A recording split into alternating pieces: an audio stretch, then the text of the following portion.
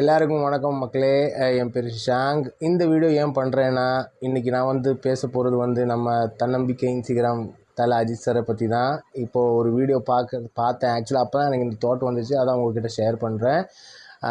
அவர் வந்து தனியாக வந்தவர், தன்னையே செதுக்கினவர், எல்லாத்தையும் தாண்டி தனக்குன்னு ஒரு சாம்ராஜ்யத்தை உருவாக்குனவர். அது இப்பவும் இருக்குது, எப்பவும் இருக்குது, எப்போவுமே இருக்கும். அதில் எந்தவித மாற்றமும் கிடையாது.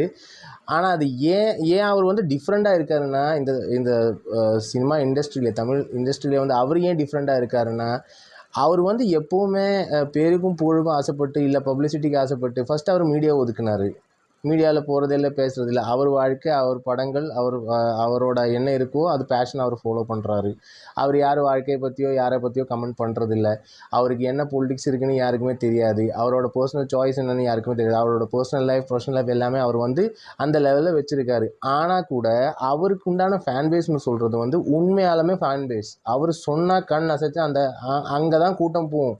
அவரை பார்க்குறதுக்கும் அவர் ஸ்க்ரீன் ப்ரெசன்ஸுக்காகவுமே காத்திருக்காங்க. அவரை பார்த்தா போதும்னு சொல்லிட்டு அவருக்காக என்ன வேணால் செய்கிறதுக்கு ரெடியாக அந்த ரசிகர்கள் இருக்காங்க. அப்போ கூட அவர் சொல்கிறாரு, எனக்கு ரசிகர் மன்றங்கள் வேணாம், நீங்கள் உங்கள் வீட்டை பாருங்கள், உங்கள் தாய் தந்தையை பாருங்கள், உங்கள் குடும்பத்தை பாருங்கள், அவங்கள மறந்துட்டு என்ன நேசிக்கிற அளவுக்கு நான் ஒன்றும் பெரிய மனுஷன் கிடையாது. நான் வந்து என்னோடய வாழ்க்கைக்காக நான் ஃபிலிம்ஸ் ஆக்ட் பண்ணுறேன், அதை வந்து பாருங்கள், நடிக்கிறேன், உங்களுக்கு பிடிச்ச மாதிரி இருந்தால் பாருங்கள், அவ்வளோதான்.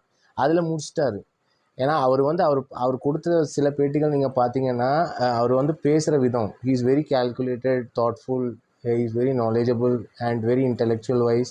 அந்த ஓரா இருக்குல்ல, அவர் எங்கேயாவது போனால் ஓரா. அதனால தான் எங்கேயாவது ஒரு இடத்துல கூட அவர் பேர் ஒரு அரங்கத்தில் சொன்னால் சும்மா அதிரும். அந்த ஆடியன்ஸ் பவர்னு சொல்கிறது அந்த மாதிரி தான் இருக்குது. அது அவராக போய் எதுவும் செய்கிறதில்ல. அவர் நிறைய செஞ்சுருக்காரு, இண்டஸ்ட்ரியில் நிறைய பேருக்கு நிறைய செஞ்சுருக்காரு, எல்லாமே செஞ்சுருக்காரு. அது ஒரு பேட்டியில் முருகதாஸாரே சொல்லியிருக்காரு, அவர் செஞ்சதெல்லாம் யாருக்குமே தெரியாது, ஆனால் ரொம்ப இருக்குன்னு. அந்த மாதிரி தான் இருக்கும். He likes that. அவருக்கு அதுதான் பிடிக்கும். அவருக்கு என்னென்னா, அவரை சுற்றி இருக்கிறவங்களும் நல்லா இருக்கணும், அவரும் நல்லா இருக்கணும். அதே மாதிரி அவரை யாருமே அவர் யார் கோட்டைக்கும் போகிறதில்ல, அவர் யார் ரூட்டுக்கும் வர்றதில்ல, அவர் யார் பேச்சுக்கும் பணிய மாட்டார். அவருக்கு என்ன தோணுதோ அந்த பேஷன் ஃபாலோ பண்ணுறாரு. அவருக்கு என்ன தாட் ப்ராசஸ் இருக்கோ அதை அவர் பிலீவ் பண்ணுறாரு. அவருக்கு தெரியும் நம்ம வந்து இந்த ரசிகர் மன்றத்தை எப்போ வேணால் தொண்டர்களாக ஆக்கலாம், ஓட்டாக மாட்டலாம். ஆனால் அவருக்கு அதில் ஆசையே இல்லை. ஏன்னா his vision is different, his fashion is different. ஆனால் இப்போ கூட நான் சொல்கிறேன், உண்மையாகவே ரசிகர் கூட்டம்னு சொல்லிட்டு யாருக்கும் எந்த எதிர்பார்ப்பும் இல்லாமல் சும்மா ஒருத்தருக்காக வந்து நிற்கிற கூட்டம்னா, எந்த எதிர்பார்ப்புமே இல்லாமல், பதவியாக இருக்கட்டும், அரசியலாக இருக்கட்டும், எதுவுமே இல்லாமல் சும்மா ஃபிலிம்காக நேசிக்கிறேன், ஒரு மனுஷனை நேசிக்கிறேன்னு சொன்னால் தன்னம்பிக்கையை பார்த்து நம்ம தல அஜித் சாருக்கு மட்டும்தான். அவர்கிட்ட இருக்கிற துணிவும் வேறு யாருக்கிட்டையும் இல்லை.